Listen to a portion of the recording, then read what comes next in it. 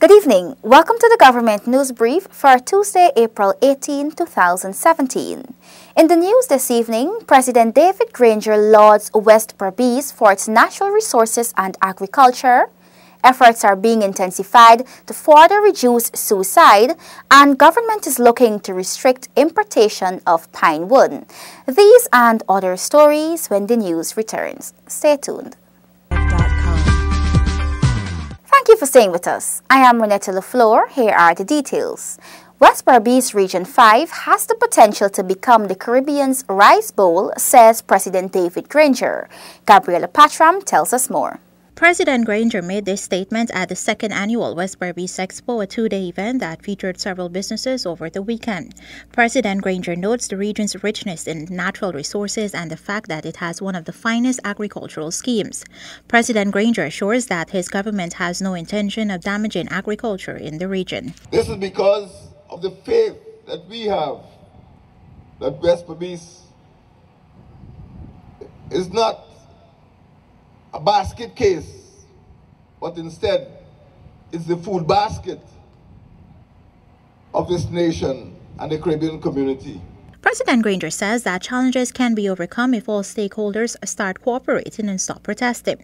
He asserts that the central government, the region's administration, and other stakeholders can work together to develop a regional economic action plan, REAP. First of all, we have to understand that the market in Guyana is small, but there's a bigger market in the Caribbean called the Caribbean Single Market and Economy. And I urge West Berbice to embrace an export-oriented economy. West Berbice on its own could become a major exporter of food. But to achieve that goal, you must think beyond the domestic market. You must think of producing a food product which can be put on the tables of the hotels in Barbados and Trinidad and Grenada. Regional Chairman Region 5 Vic Chan Ramphal expresses happiness that the expo was held for the second year. He urges that all stakeholders work together to make Region 5 economically and socially stronger. This expo provides the opportunity for the creation of more industry so as to improve commerce. However, at the same time, we must enjoy a sober political atmosphere.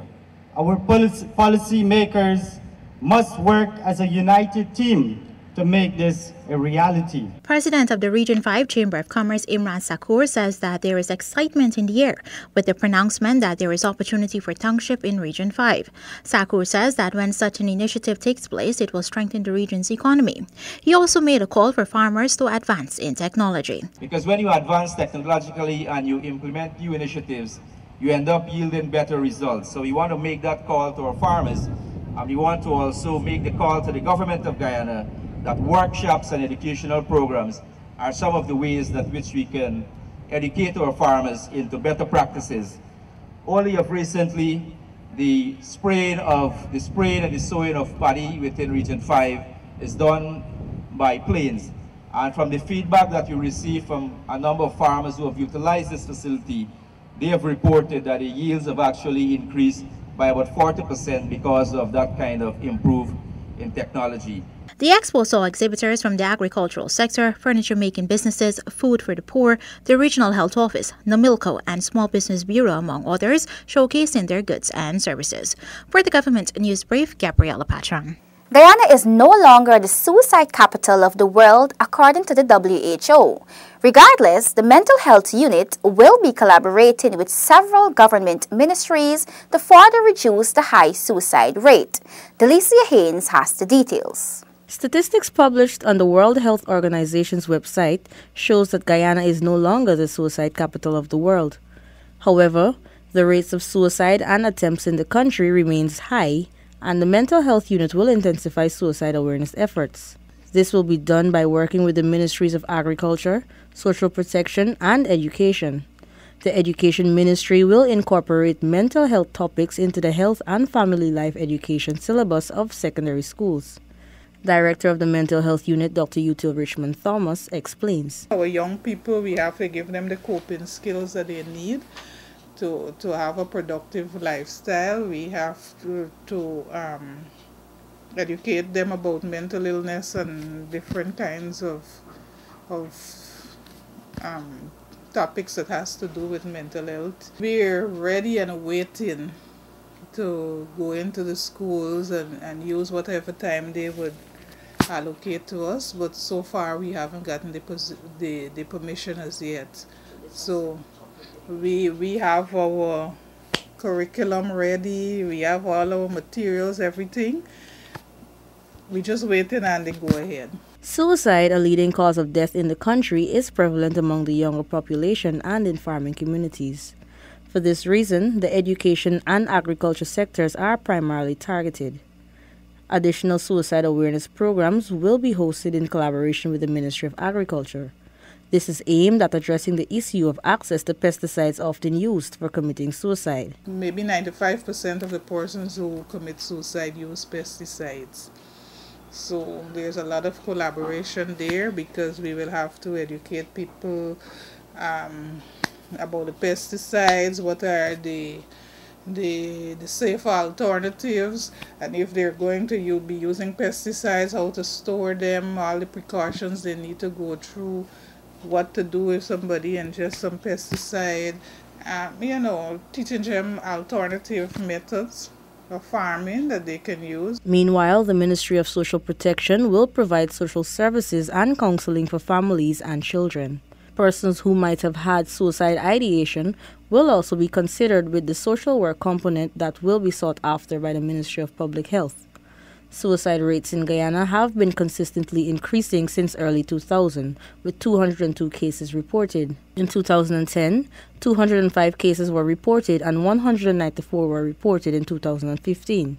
For the Government News Brief, Delicia Haynes. Guyana will be placing more attention on mining rare earth minerals in the coming year. Tiffany Rodias tells us more. Minister of Natural Resources Raphael Trotman says his ministry will intensify focus on the mining of rare earth minerals such as lithium. We are looking to do a survey to get a better sense of what exactly we have.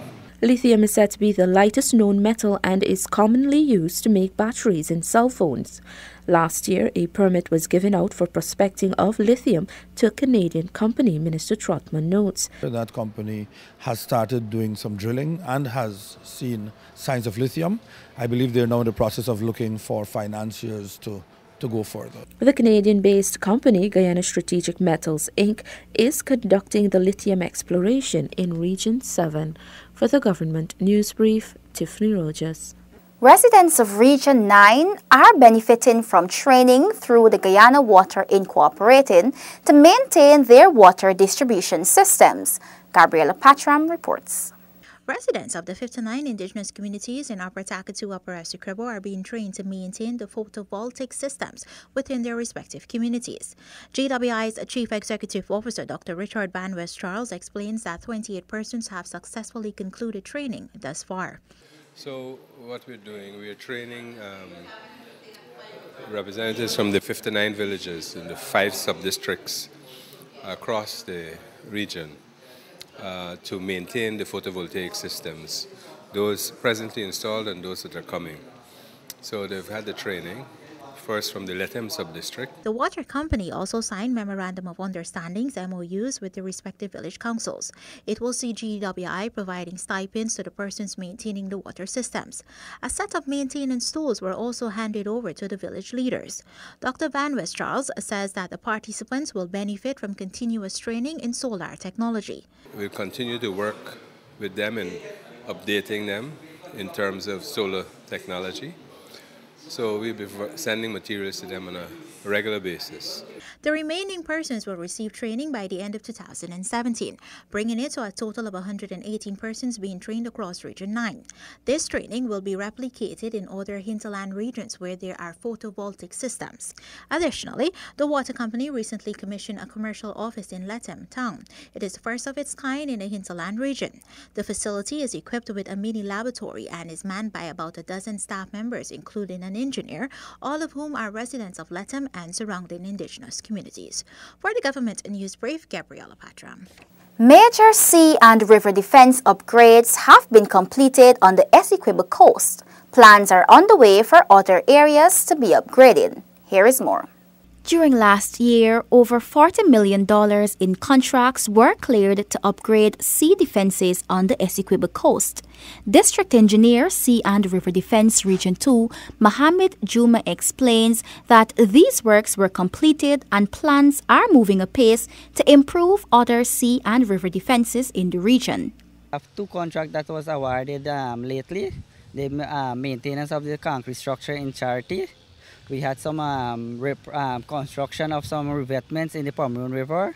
And for further down, maybe a month or two from now, we have a contract that will be awarded to Andrews Better Hope. It's a construction of a riprap structure, 175 meters of riprap structure.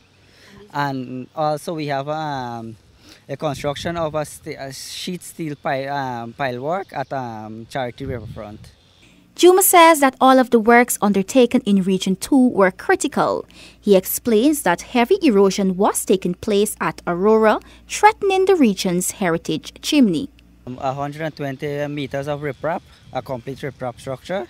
And the idea of this work was to save our heritage site that we have here. It was a chimney that was constructed in 1908 and is one of the it's the oldest structure we have on the Essequibo coast, and our idea was to just save the structure because it was in a deplorable state. Of the natural defense that was here was mostly mangrove, and it was on the erosion. It was eroding a lot. Meanwhile, works under the Caribbean Development Bank funded Sea and River Defense Project will commence shortly at Joanna Cecilia, where heavy erosion is also taking place. In the interim, the region continues to conduct regular maintenance to other sea and river defenses in the region. Our maintenance group consists of 9 laborers, which is just do maintenance throughout the coast from Charity to Supernam. And mostly what it does do is do revetments, construct revetment and backfill with either clay, sand or concrete bag walls.